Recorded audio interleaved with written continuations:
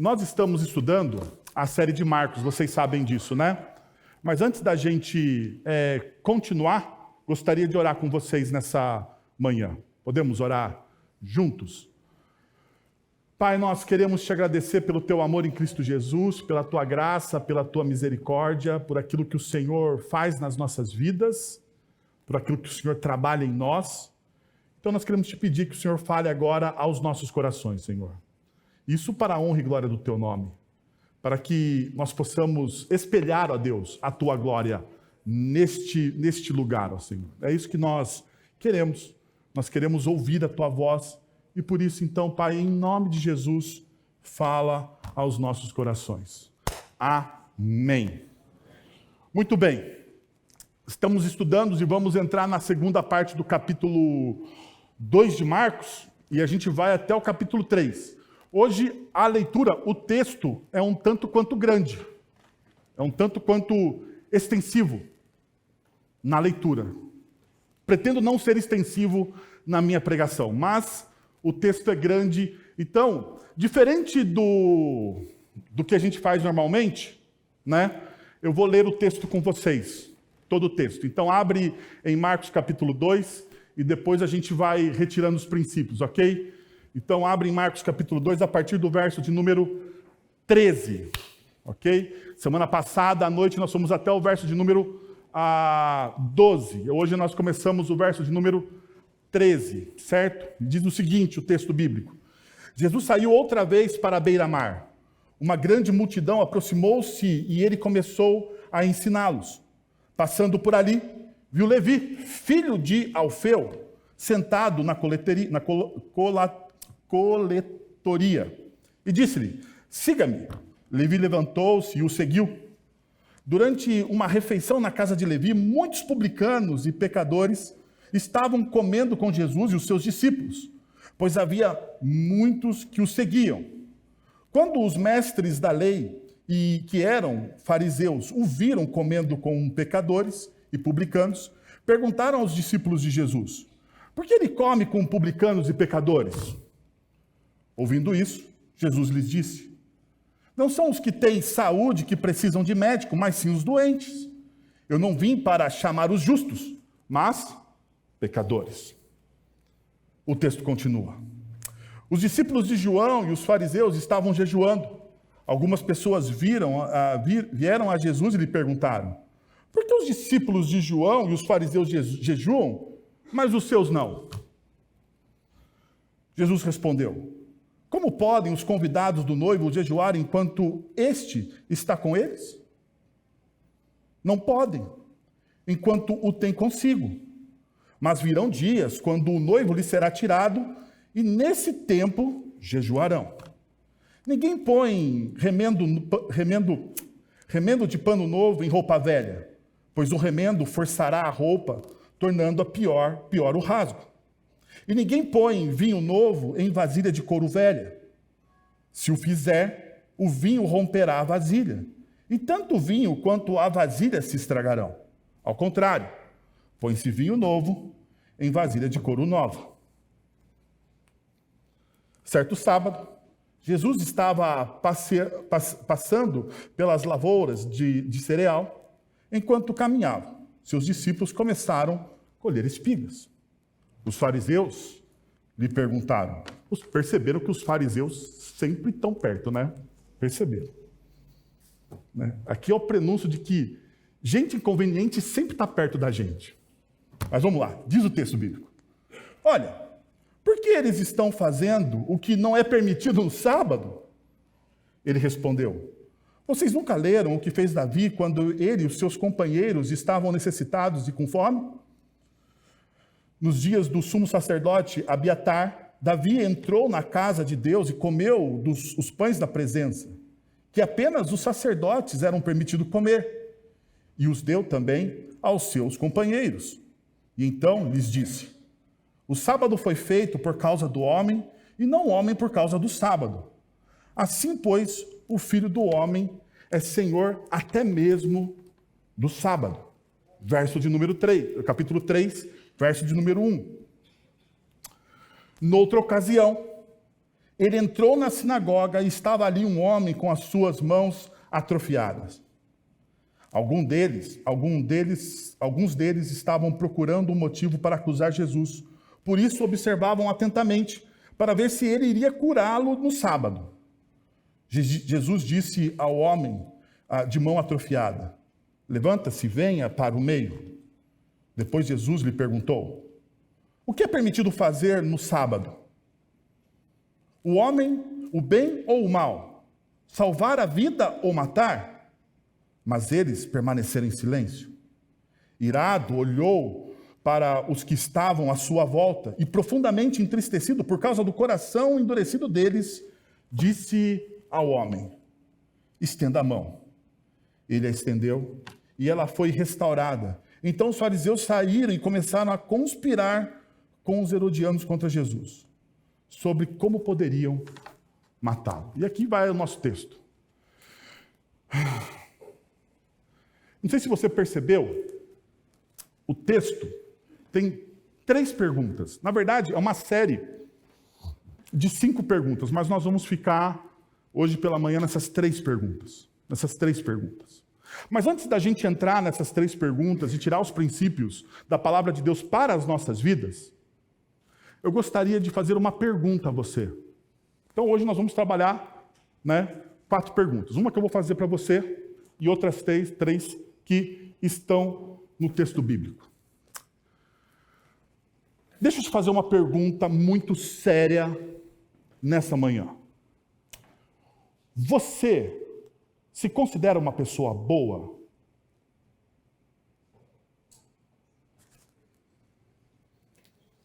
Não pense rapidamente. Não dê a resposta que o pastor gostaria de ouvir. Teologicamente, pastor, não existe ninguém bom debaixo do céu.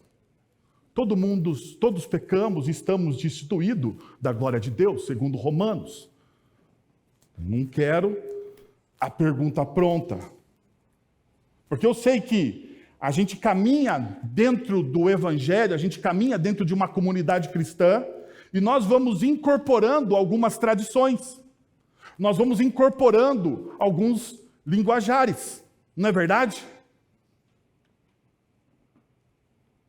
Nós vamos incorporando e trazendo novos. Né? Na nossa igreja, que está, graças ao bom Deus, crescendo, nós estamos incorporando os novos linguajares e as pessoas estão compreendendo a forma como também nós nos comunicamos. Então, existem tradições que nós vamos adquirindo e elas vão influenciando as nossas respostas. Mas eu não queria que você falasse a partir de uma coisa que você adquiriu. Eu gostaria que você falasse do fundo do seu coração. Do fundo do seu coração. Pensa na pior pessoa que você conhece. Na pior pessoa que você conhece. Se você não conhece, mas na pessoa que você fala assim, definitivamente eu não seria como esta pessoa. Definitivamente eu não andaria, eu não falaria, eu não vestiria, eu não comeria, eu não faria absolutamente nada como esta pessoa faz.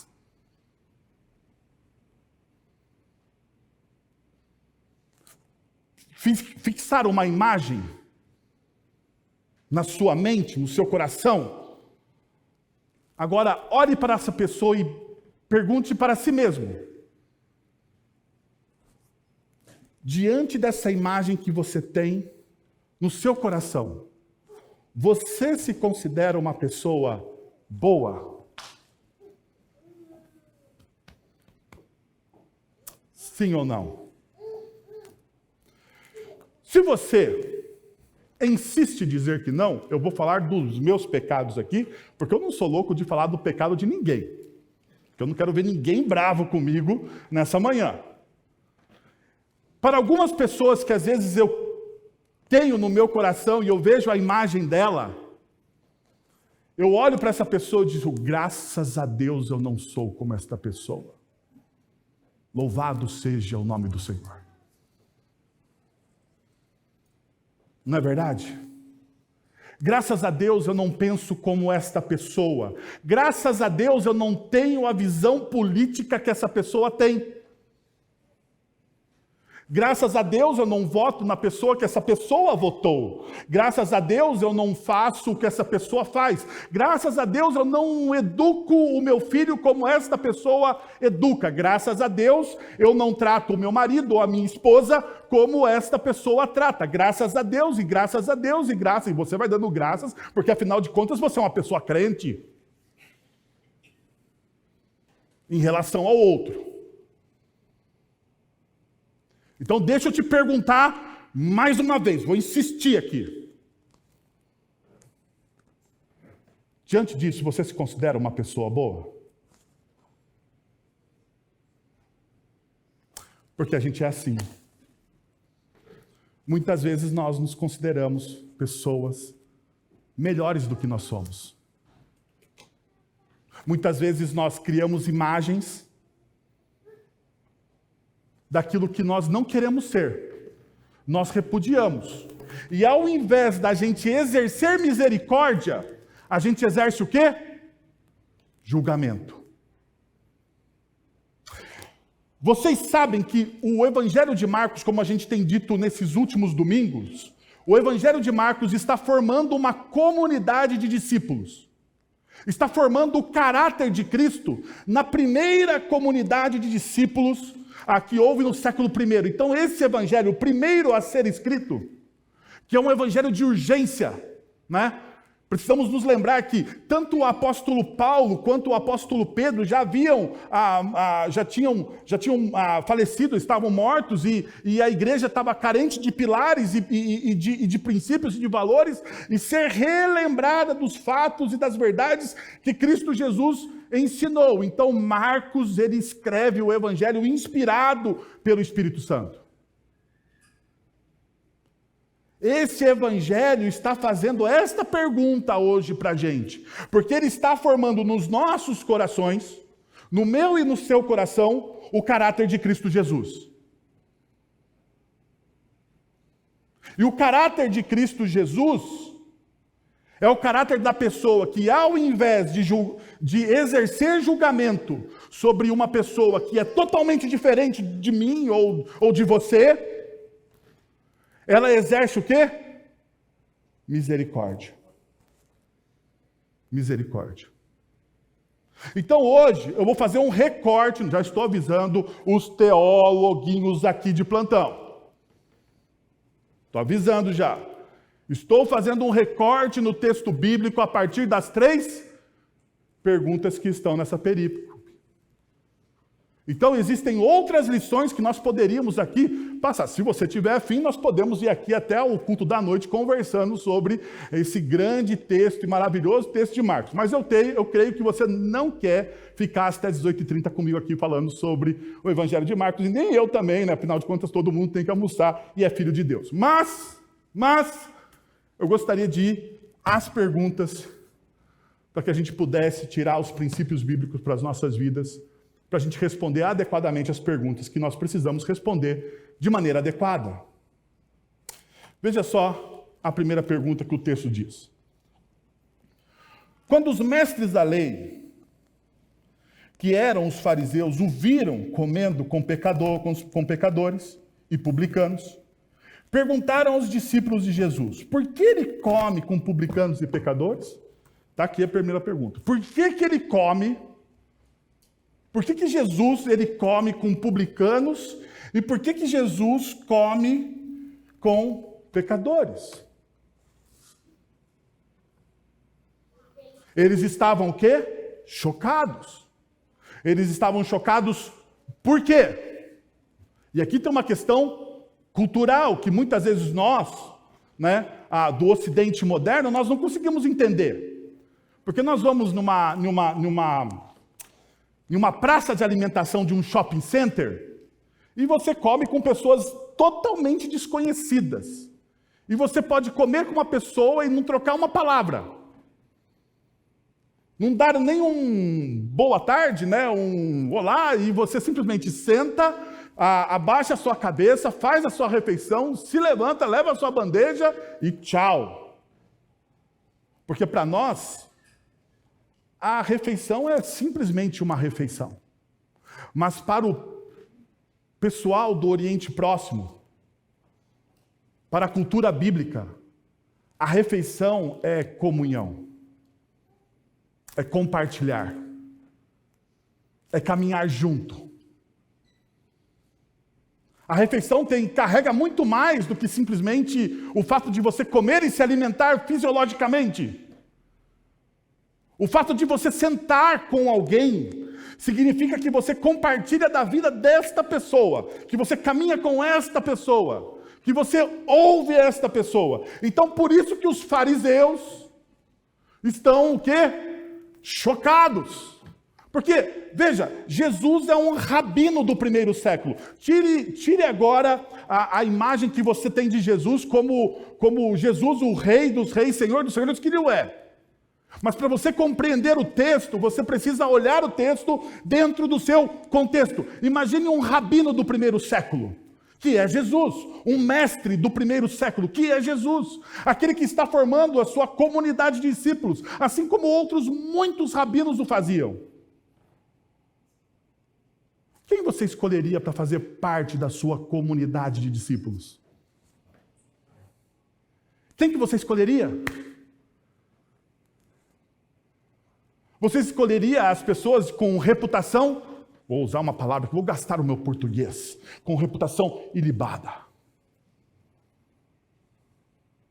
Ou seja, com boa reputação. Com uma reputação que não precisa de retoques, que não precisa de ses, nem de mas, nem de ques, com uma verdadeira boa reputação. Então Jesus está formando a sua primeira comunidade de discípulos, e a constatação que choca todo mundo é que essa comunidade de discípulos tem o quê? Publicanos e pecadores. Tem publicanos e pecadores. Tem pessoas que não tinham a reputação tão ilibada assim. Tem o Levi, que mais tarde vai se tornar Mateus, na tradição cristã. O evangelista Mateus. Tem o Levi que era publicano, e o publicano, naquela época, gente, o publicano era um traidor da pátria. Um traidor da pátria. Era alguém que trabalhava para o Império Romano. Você precisa se lembrar que a região ali de Israel estava sob o domínio do Império Romano. E o publicano, ele era um funcionário público de quem? Do Império Romano, de Roma. Eles cobravam os impostos para o Império Romano, e eles cobravam os impostos abusivos. Eles ganhavam sobre a taxação de impostos. Então esses homens, os publicanos, eles eram considerados aos olhos dos outros judeus traidores da pátria, traidores do reino, traidores do próprio Deus, traidores do povo de Deus. E daí você tem os pecadores, que são as pessoas que, daí você junta prostitutas, pessoas gentios, você junta todo mundo que era aqueles que eram excluídos, que não tinha o sangue legitimamente azul judaico. Os pecadores, o resto, os marginalizados, os outros.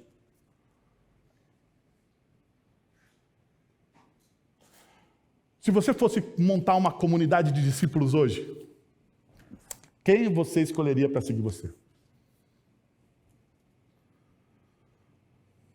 A comunidade que Jesus está formando aqui, ela não é uma comunidade de pessoas com reputação ilibada, mas é uma comunidade com pessoas de reputação duvidosa.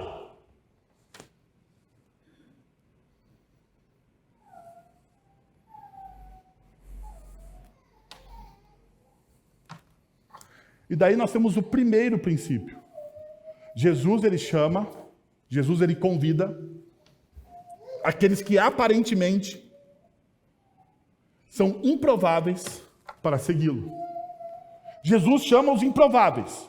Aquele que ninguém chamaria, aquele que ninguém andaria, aquele que ninguém teria comunhão com ninguém. É esse que Jesus está chamando. E é isso que está chocando os religiosos da época de Jesus.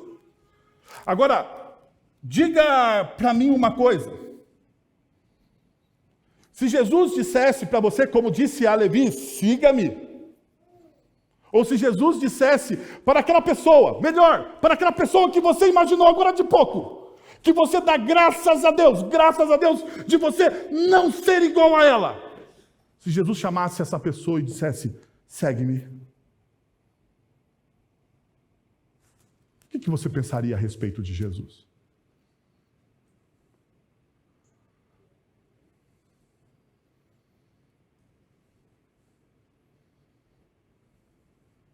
Porque tem pessoas que a gente pensa assim.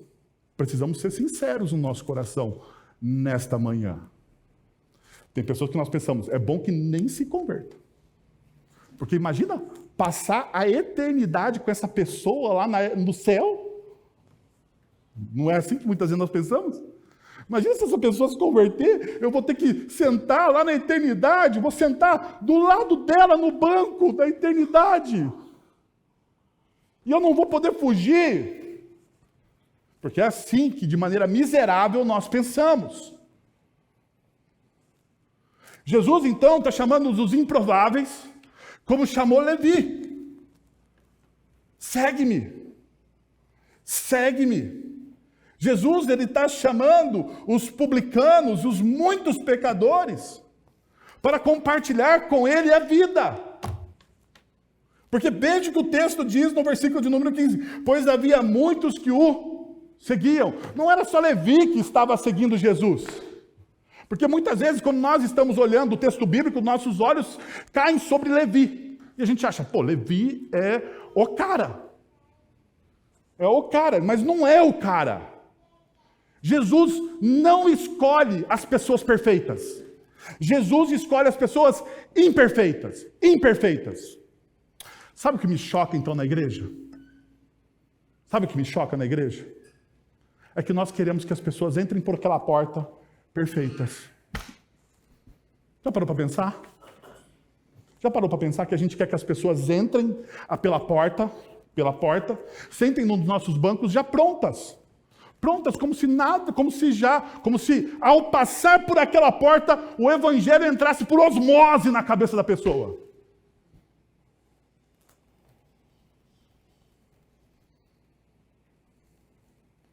Sabe qual que é o problema do evangelho?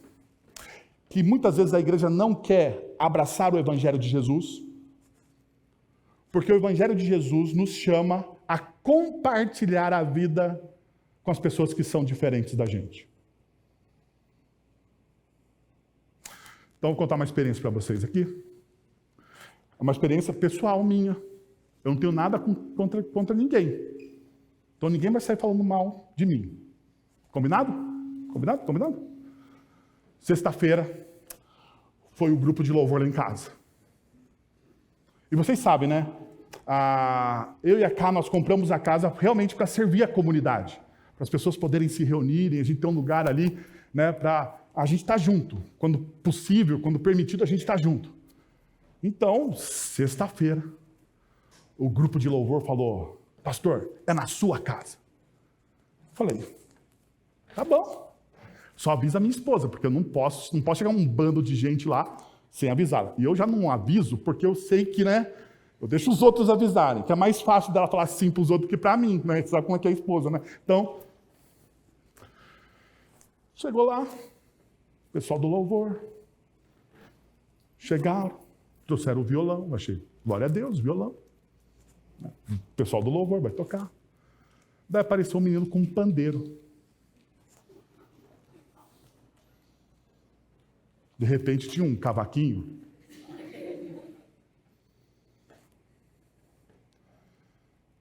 E daí, gente, depois da reunião, o pastor Guilherme foi lá, colocou princípios, valores, missão. E um dos valores do nosso ministério de adoração é criatividade. E eu acho que eles incorporaram isso àquela noite. Porque eles pegaram os nossos hinos, os nossos cânticos e transformaram tudo em pragode. Podia ser for God, né? Mas era o... E eu olhava aquilo, assim, eu não tenho o mínimo gosto para pagode, seja adoração, seja o que for. No meu carro, é o meu carro, é minhas escolhas, não tem nada de pagodefobia aqui, tá? Não tem nada, não tem nada. Não tem nada, não me vem com o politicamente correto. O meu carro, né? Meu carro, minhas escolhas. No meu carro, no som do meu carro, não entra pagode. Não toca pagode. Não toca. Sertanejo universitário não toca. Não toca. E pode ser sertanejo universitário gospel. Não toca.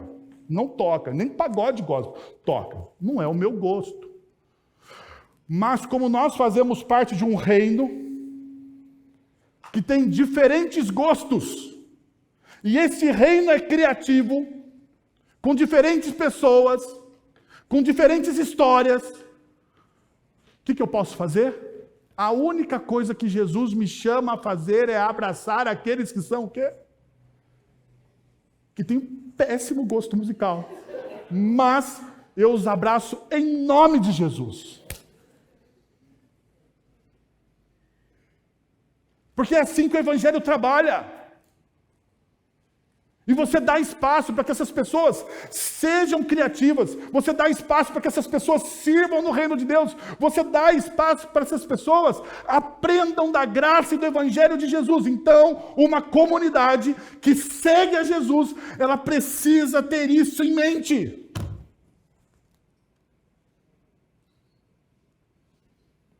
Então, o que Jesus está fazendo aqui? Com essa primeira pergunta. Nesse primeiro recorte do texto que nós estamos fazendo. Jesus está chamando os improváveis. Você já foi um improvável. É que você se esquece disso.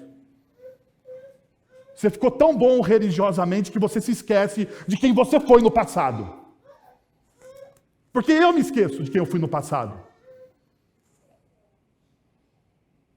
Mas Jesus está chamando essas pessoas que estão entrando na nossa comunidade para aprender do Evangelho pela primeira vez, da mesma forma. Então nós somos convidados a fazer como Jesus fez. Convidá-las à comunhão. Convidá-las a estarmos juntos, independente dos gostos, dos jeitos, das formas. Porque veja só, uma das coisas que eu aprendi, e eu tenho repetido isso consistentemente com as pessoas, a nossa liderança e com quem eu converso, que Jesus é o único caminho, não é? Jesus é o único caminho. No entanto, a forma das pessoas percorrerem este caminho é de maneira diferente. Ninguém corre a mesma corrida da mesma forma. Não corre. Pode perguntar para qualquer corredor de final de semana, se ele faz o mesmo percurso, se duas pessoas correm do mesmo jeito. Não correm. É diferente. Algumas pessoas olham as paisagens, param para brincar com o cachorro, né, tal, e faz um monte de coisa. Outras pessoas estão focadas na linha de chegada. Outras pessoas, elas têm outras variantes. O caminho é o mesmo, mas a forma de percorrer o caminho é diferente. Porque nós somos diferentes.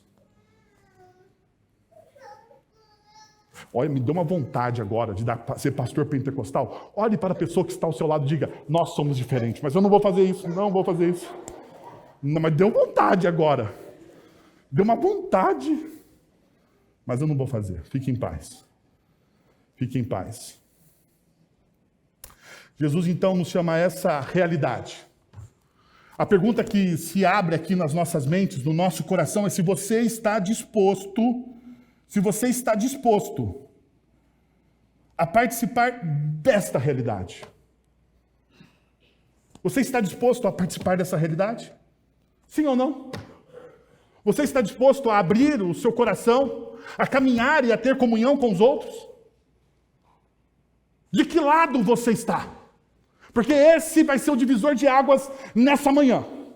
De que lado você está?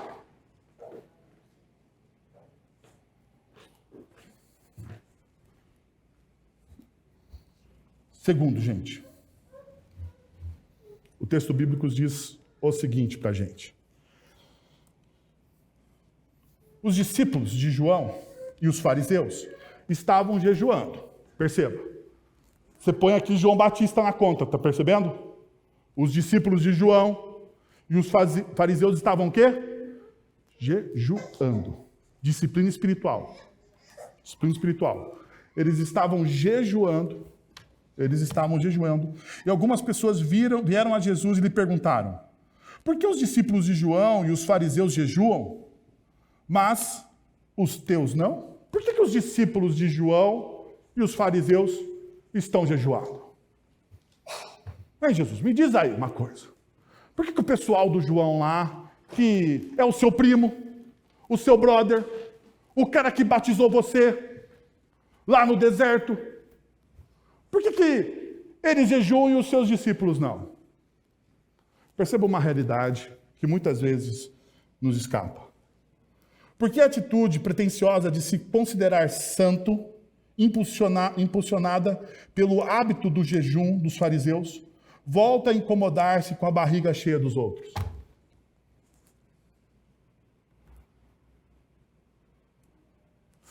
Sabe o que eu quero dizer aqui? É o seguinte. Muitas vezes, você tem a sua prática de vida devocional, certo? Você tem a sua prática de vida devocional.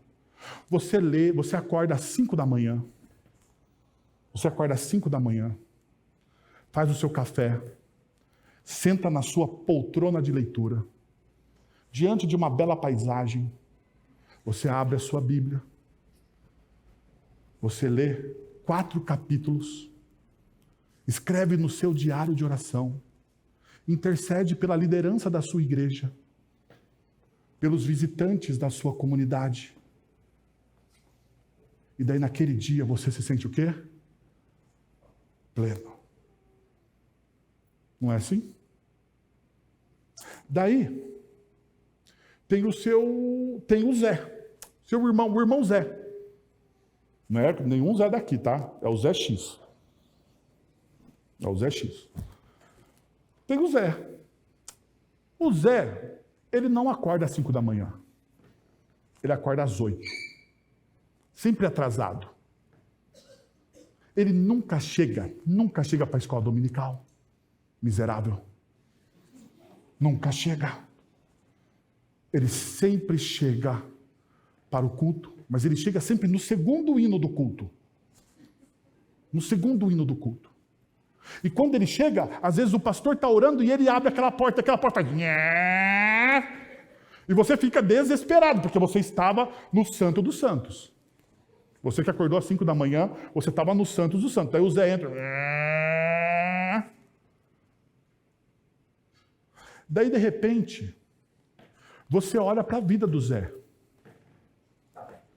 Você olha para a vida do Zé. E o Zé tem uma boa esposa, filhos bem educados, sucesso no trabalho. E você fala assim, por que eu não tenho o que ele tem? Por que eu que oro às 5 da manhã, faço o que eu faço, não tenho o que ele tem? Porque é isso que Jesus está falando aqui. Os fariseus estavam preocupados com quem? Com o outro. Com o outro. Já percebeu que a gente está muito mais atento à espiritualidade do outro do que da nossa espiritualidade? A gente está mais atento à vida do outro. Maldita rede social. Maldita rede social. Porque a gente fica olhando a vida do outro o tempo todo e não se preocupa com a própria umbigo. A gente passa a invejar a vida das pessoas ao nosso redor e não olha para a nossa vida. Mas o pior de tudo é quem exerce a espiritualidade assim, jogando peso na vida dos outros. Porque fulano tem que ser como eu. Porque é isso que os fariseus estão dizendo aqui para Jesus. Jesus, os seus discípulos precisam ser como eu. Os seus discípulos precisam fazer como eu faço. Da mesma forma que eu faço. E daí perceba como que Jesus responde essa pergunta, cara. Que é fantástica. Depois Gangster Paradise, vocês me perdoem o cara aqui, porque foi empolgação. Empolgação. Jesus respondeu: como podem os convidados do noivo jejuar enquanto esse está com eles? Não podem, enquanto o tem consigo. Mas virão dias quando o noivo lhe será tirado. E nesse tempo jejuarão. Jesus está falando, não jejuem e lamentem quando é hora de celebrar. Porque na vida existe hora de você celebrar aquilo que você tem. De você se alegrar com aquilo que Deus te deu. Existe hora de você se alegrar com aquilo que Deus não te deu também. Porque o Salmo 23 diz que tudo aquilo que eu preciso, Deus já me deu. Mas não aquilo que eu desejo, aquilo que eu preciso. Tudo aquilo que eu preciso, Deus já me deu. Então eu posso o quê? Me alegrar.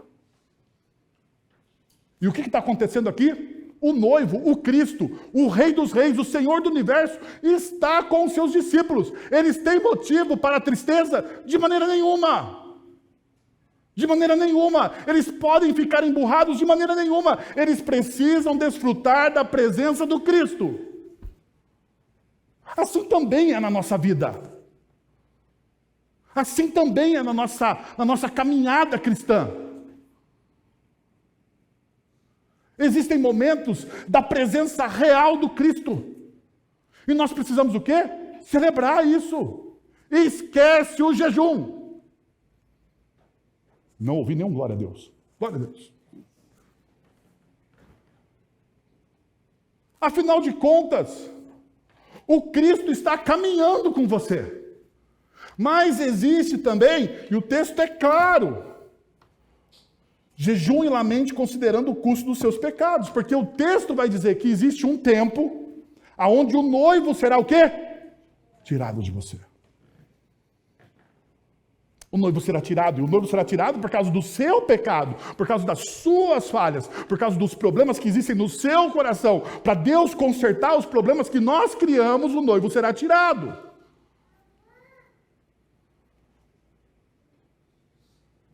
Que tipo de espiritualidade você exerce?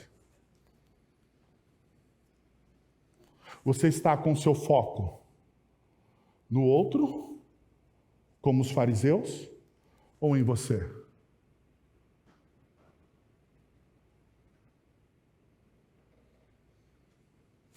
Como vocês sabem, eu adoro biografias. Gosto de biografias. Gosto de ler biografias. Mas eu tenho um problema com as biografias, principalmente dos puritanos. Tenho um problema, porque eu me sinto humilhado pelos puritanos. Porque se você pegar as biografias dos puritanos, eles oravam 3, 4, 5, 6 horas. Liam a Bíblia 8 vezes por ano. Sei lá como conseguiam isso, mas liam. Faziam coisas inimagináveis. E eu fico falando, por que eu não consigo fazer isso? Mas uma das coisas que eu aprendi, lendo a biografia dos puritanos, é que eles estavam preocupados com o seu crescimento. Com o crescimento dele. Então eles não estavam olhando para quem? Para o lado. O problema da gente olhar para o lado é que a gente vive de forma o quê? Distraída. A gente se distrai com as outras pessoas. Já parou para pensar nisso? Você não cresce espiritualmente. Você não cresce em Cristo Jesus. Você não cresce no Evangelho porque você está como os fariseus. Olhando para o lado distraído. Imprimindo nos outros aquilo que você gostaria de fazer, mas talvez não fazem. Porque, vamos lembrar, Mateus capítulo 23. Jesus chega para os fariseus e diz o quê? Raça de víboras, hipócritas. Vocês jogam um peso sobre quem? Sobre os outros, mas vocês mesmos não cumprem. Vocês criam leis para que os outros façam aquilo que vocês queriam fazer, aquilo que vocês deveriam fazer, mas vocês não fazem. Será que não é isso que nós estamos vivendo como igreja às vezes? As pessoas entram por aquela porta e a gente cria regras que não estão no Evangelho, que não são do Evangelho. só para satisfazer o nosso ego pessoal. Será que é assim que nós vivemos? Mais uma vez, o texto bíblico me manda perguntar para vocês, de que lado você está então? De que lado você está? Essa é a pergunta que o texto está fazendo a mim e a você. De que lado você fica quando você olha para essa realidade? Por fim, chegamos à terceira pergunta. Eu sei que vocês gostam desse momento que eu falo assim, por fim. Mas isso é só para animar vocês. Porque ainda falta mais uns 20 minutos. Mas por fim, o texto diz o seguinte. Depois Jesus lhes perguntou. E perceba essa realidade. Olha só. Depois Jesus lhes perguntou. O que é permitido fazer no sábado? E o tema é o mesmo, perceberam? Se você olhar para o texto bíblico, você vai perceber que é um outro momento. Jesus, na primeira parte desse texto do sábado, ele está onde? No campo de cereal. Neste momento, Jesus está onde? Na sinagoga. Não está mais no campo de cereal. Está na sinagoga. Algumas pessoas, percebam que o texto vai nos dizer, que algumas pessoas estão observando Jesus de maneira atenta, procurando um motivo para acusá-lo. Uma outra coisa que o texto nos mostra, que naquele lugar, que era um lugar de santificação, como sempre Jesus faz em Marcos, de cura, de restauração, havia um homem com sérios problemas.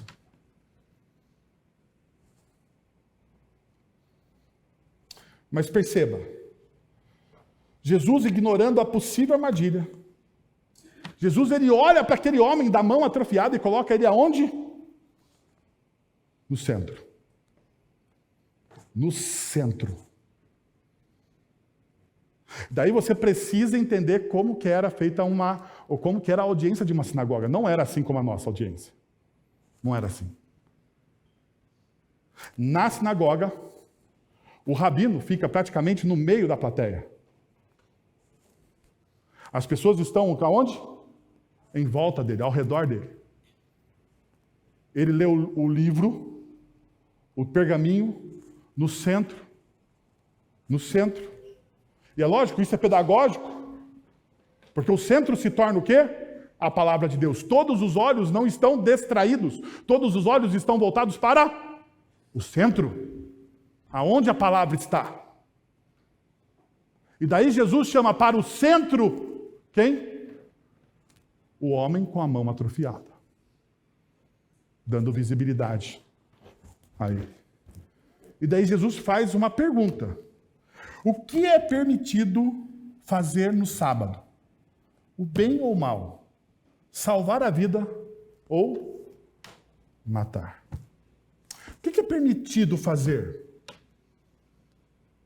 O que vocês acham que dá para fazer nesse dia? Veja. Pela primeira vez, Jesus pergunta. Perceba que todas as outras vezes, parece que Jesus está acuado, respondendo aos fariseus. Agora Jesus está no ambiente dos fariseus, perguntando a eles. O que é permitido? Inquirindo-os. O que você tem? E o texto bíblico nos mostra. O que você tem? Você tem o quê? O silêncio. Por que os religiosos, que geralmente estão sempre falando, estão agora em silêncio? Percebeu? O religioso, aquele que não se classifica como discípulo de Jesus, ele sempre está falando. Ele sempre está falando do que ele faz, do que ele lê, do que ele ouve. Já parou para pensar nisso? E geralmente os religiosos são covardes.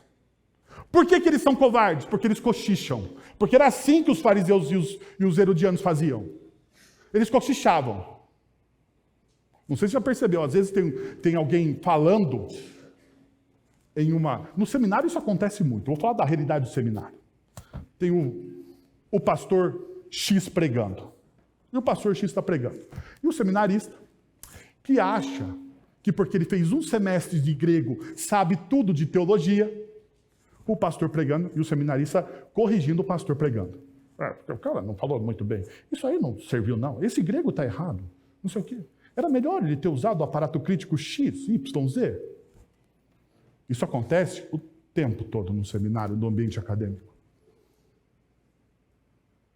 E a pessoa se esquece que a palavra que está sendo lida ali é a palavra de quem?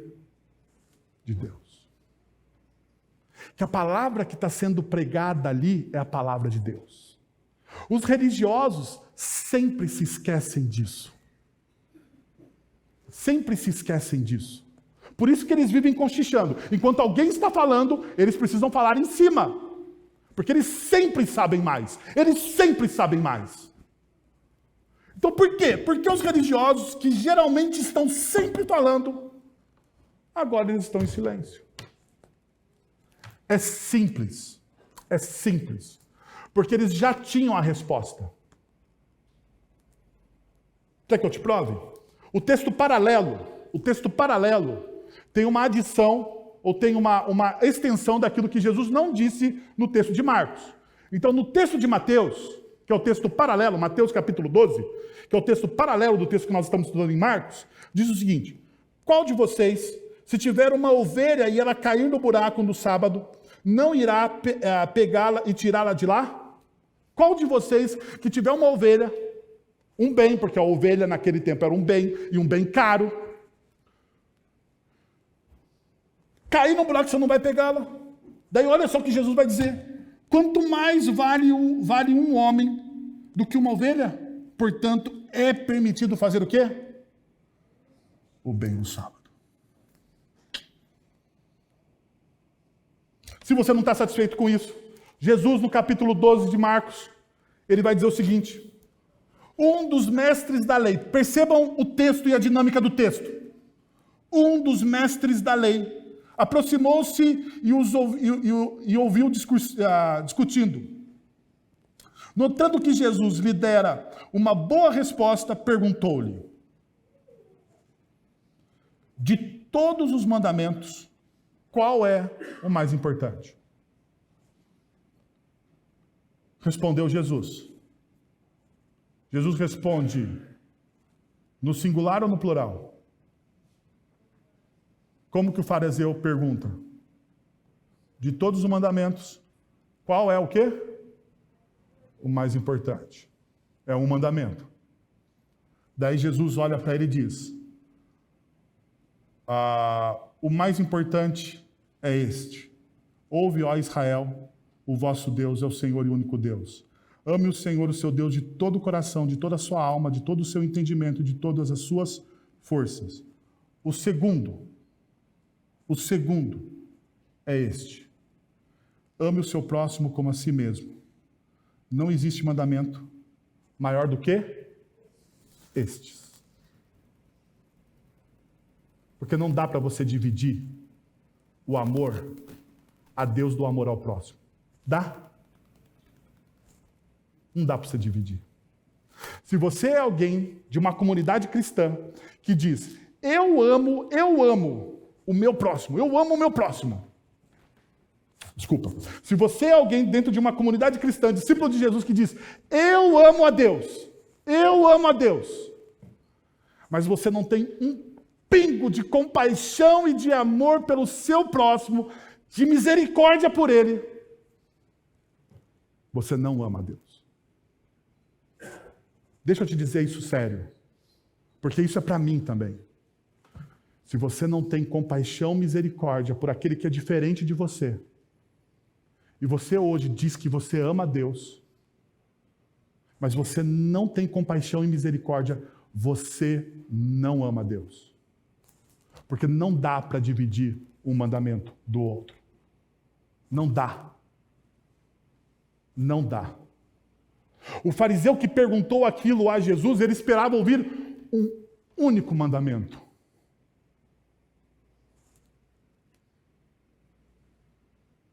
E Jesus não está inovando. Se você for olhar para o livro da lei, você vai encontrar a mesma formulação. A mesmíssima formulação. O que isso quer dizer?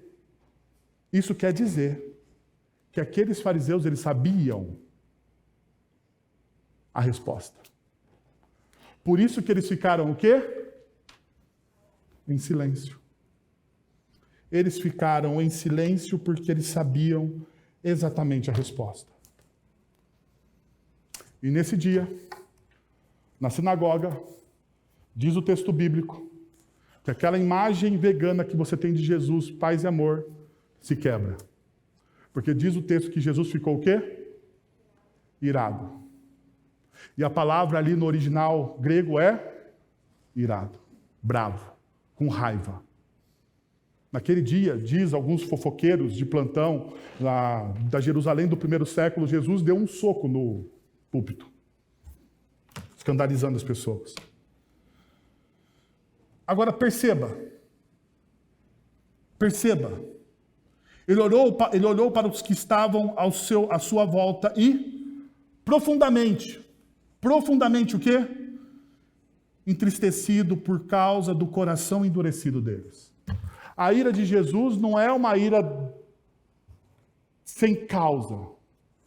A ira de Jesus é uma ira de quem olha para as pessoas e vê que aquelas pessoas que dizem que amam a Deus não conseguem compreender o quê? O que de fato significa amar a Deus.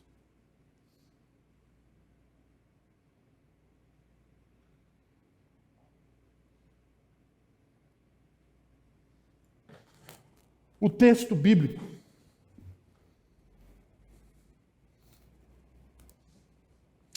me diz então o seguinte: conhecer a palavra de Deus e distorcê-la, ignorá-la, ou tornar-se indolente e omisso provoca a ira e a tristeza do coração do Cristo.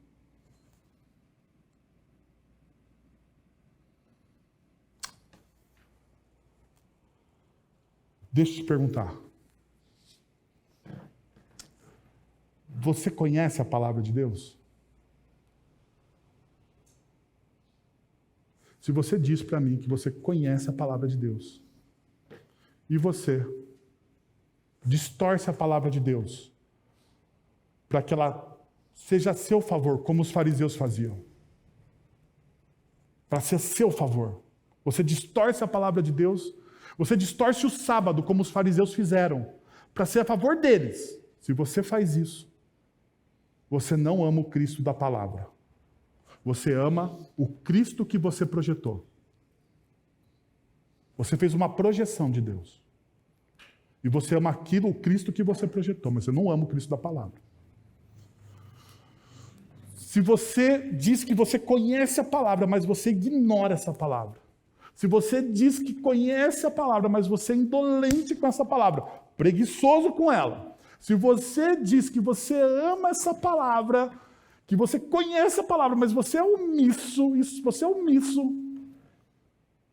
tudo isso prova uma única coisa. Tudo isso prova uma única coisa. Que o Evangelho penetrou aqui em você, na sua cabeça, mas não penetrou no seu coração. Ele penetrou aqui, na sua mente. Então você conhece, você pode recitar salmos e salmos, você pode recitar versículos e versículos, você pode até saber o original do texto grego e hebraico, mas se o Evangelho não desce da cabeça para o coração, você se torna um indolente, um omisso, uma pessoa que se compromete consigo mesmo, mas não com o reino de Deus. Diante disso, meus irmãos,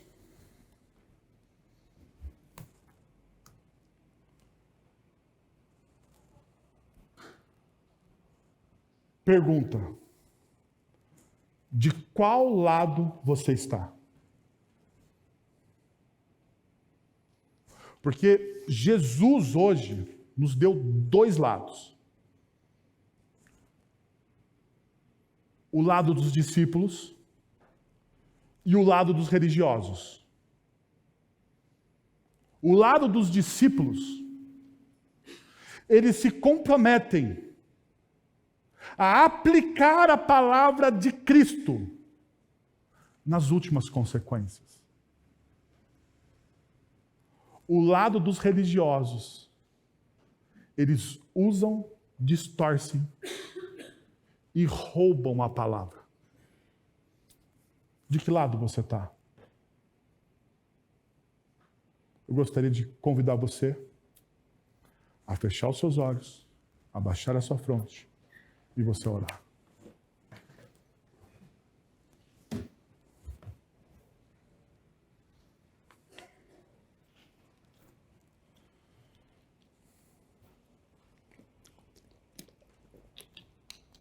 Pai, nós estamos na Tua presença, Senhor. E nós queremos Te agradecer por essa palavra, que é rica, que é viva, que é eficaz, que é transformadora, que renova, que restaura as nossas mentes, que nos traz ao centro, ó Deus, ao centro, Pai. E nós queremos Te pedir perdão, Senhor, porque nós muitas vezes somos os religiosos. Muitas vezes, ó Deus, nós estamos do lado errado da história. Nós nos achamos justos. O Senhor oferece, Deus, o remédio. Você se oferece como cura para as nossas almas, mas nós o negamos. Como os fariseus fizeram, Senhor. Nós queremos Te pedir perdão, Pai. Nós queremos, ó Deus, dar um passo a mais. Que a palavra do Senhor não só penetre a nossa cognição, o nosso conhecimento, Senhor, mas que a palavra do Senhor transforme o nosso coração, Senhor. Como o Senhor fez com Levi, com Mateus, ó Deus. Naquele final de tarde, o Senhor chamou, que cada um aqui possa ouvir o doce chamado de Cristo. É isso que nós oramos. Em nome de Jesus. Amém. Senhor, muito obrigado por tudo aquilo que o Senhor fez nas nossas vidas. Muito obrigado pelo Teu amor, pela Tua palavra, por esse tempo de comunhão e adoração entre os irmãos, ó Deus. Isso fortalece o nosso coração. Agora, irmãos, que a graça de nosso Senhor e Salvador Jesus Cristo, o amor de nosso Deus e Pai, o conselho, o consolo, o poder e a ação do Santo Espírito de Deus estejam sobre vocês agora e pelos séculos dos séculos. Amém.